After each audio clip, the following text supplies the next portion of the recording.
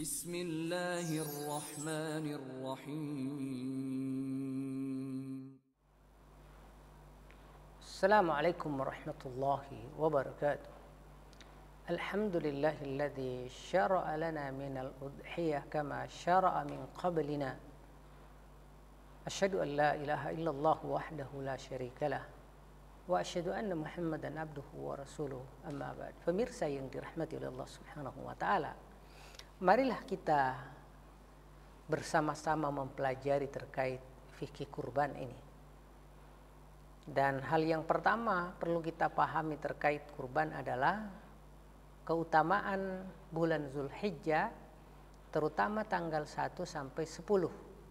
Karena hari awal pertama bulan Zulhijjah ini memiliki nilai yang berbeda dengan bulan Zulqa'dah, begitupun setelah tanggal 10 dan Muharram. Karena kita katakan bahwa ini adalah waktu yang persis seperti Ramadan, terutama di siang hari, sehingga kita diminta untuk memaksimalkannya dalam rangka ibadah kepada Allah Subhanahu wa taala. Adapun kenapa kemudian dia unggul akan kita bahas pada pertemuan khusus terkait keutamaan tanggal 1 sampai 10 Zulhijjah. Secara umum ini Allah tegaskan dalam sebuah, Rasulullah SAW menegaskan dalam sebuah hadis yang mana disampaikan oleh Ibnu Abbas radhiyallahu anhu bahwasanya Rasulullah SAW bersabda, "Ma min ayyamin," tidak ada hari, "al-amalus shalihu fiha," amal salih di dalamnya, "ahabbu ilallah," sangat dicintai oleh Allah, "min hadhil ayyam," dibanding pada hari-hari, yakni ayyamul ashr, 10 pertama bulan Zulhijjah.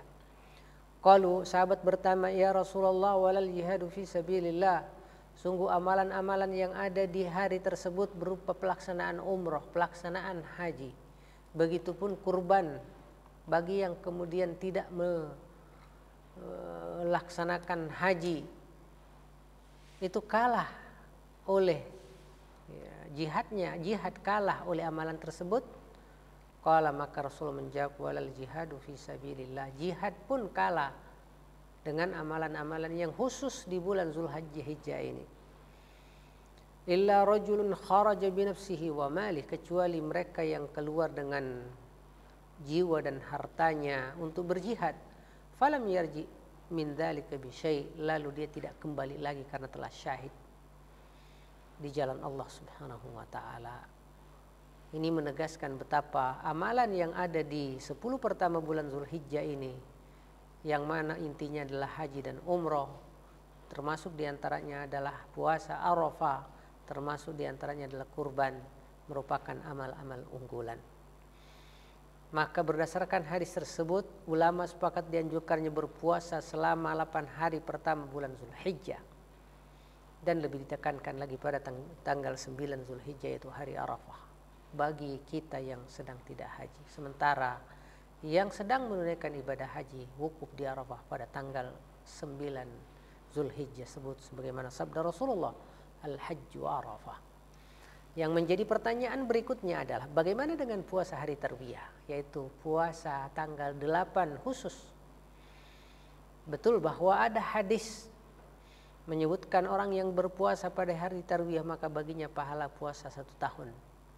Namun hadis ini dinyatakan palsu oleh kalangan ahli kritik hadis, diantaranya oleh Al-Imam Ibnu Jauzi dalam kitabnya Al-Mawdu'at, hadis-hadis palsu.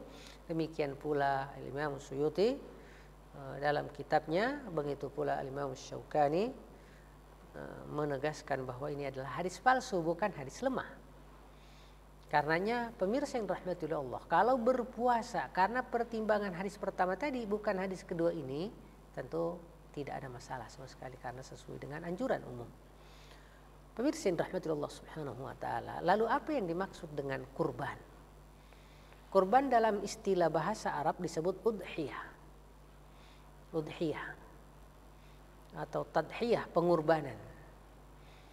Nah, secara istilah kurban sebagaimana dijelaskan oleh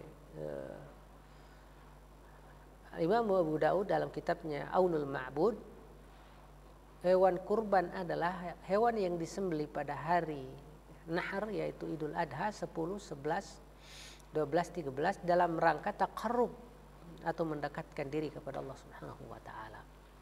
Demikian penjelasan terkait pengertian kurban yang dalam hal ini bahasa Arab yang menyatakan al-udhiyah. Nah, pemirsa yang dirahmati Allah Subhanahu wa taala, syariat kurban sudah kita jelaskan sebelumnya, bahwasanya Allah Subhanahu wa taala menegaskan di dalam Al-Qur'an, di antaranya surah Al-Hajj ayat 36, wal budana ja'alnaha lakum, sungguh kami jadikan, ciptakan untuk kalian onta-onta yang mana min sya'airillah, itu termasuk ada syiar atau simbol-simbol Allah padanya. Lakum fiha khair, kalian memiliki kebaikan di dalamnya. Fadhkurusmallah alaiha, maka sebutlah nama Allah padanya. Sawafah, ketika kalian membariskannya. Fa'idha wajabat junubuha, kalian bariskan untuk dikurbankan. Fa'idha wajabat junubuha, ketika kemudian dia sudah terjatuh. Fakulu minha, silahkan nikmati sebagai makanan. Wa at'imul qani'a wal mu'jar, dan berikanlah makan sebagai bentuk sedekah kepada orang-orang yang tidak minta. Begitupun kemudian orang-orang yang al-mu'jar, yang meminta-minta. Di sini dengan tegas Allah menyatakan bahwa hewan kurban itu bagi mereka yang kelihatan tampak miskin tapi karena harga dirinya ia tidak meminta-minta.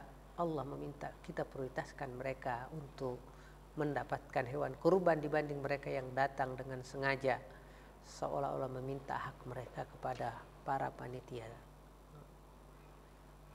Adapun dari sunnah, kita menemukan bagaimana Rasulullah sallallahu alaihi wasallam menegaskan sebagaimana penuturan Al-Bara' bin Azib radhiyallahu anhu, inna awwala ma nabda'u bihi fi yaumina hadza, bahwa yang pertama kita lakukan pada hari ini, yaitu pada hari 10 Zulhijjah, an nusalliyah, kita melaksanakan salat, yaitu salat Idul Adha. Tsumma narji' fananhar, lalu kita pulang untuk kemudian nyembelih.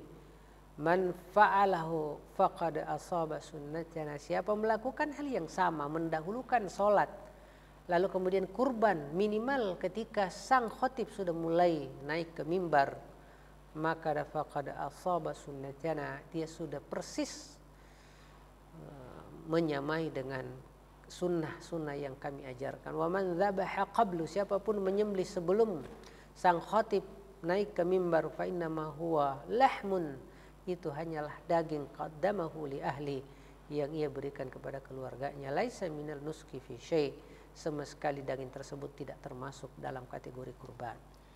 Hadis ini pemirsa yang rahmati Allah disebutkan oleh Imam Bukhari, demikian pula Imam Muslim. Juga kita menemukan bagaimana praktek beliau terkait kurban ini berdasarkan laporan dari Anas bin Malik radhiyallahu anhu.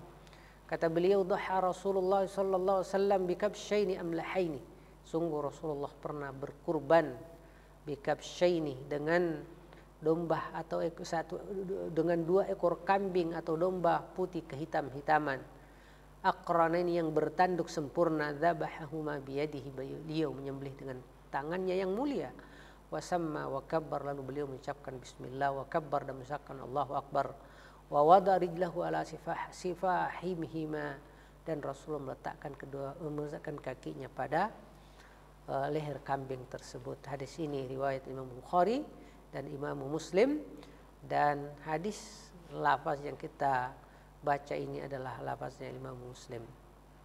Sedangkan dari sisi ijma' kaum muslimin, bahwasanya Ibnu Qudamah rahimahullah dalam kitabnya Syarhul Kabir, demikian pula Al-Mughni, menyatakan bahwa itu adalah ijma' kalangan para ulama mumpun di masa lalu.